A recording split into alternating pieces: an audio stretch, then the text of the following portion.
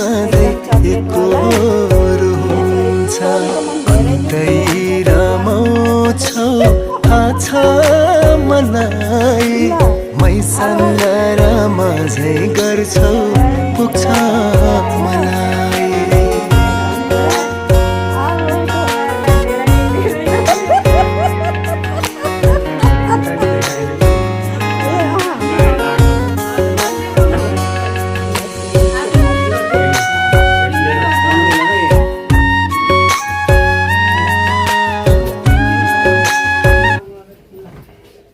खिलाती हुनु न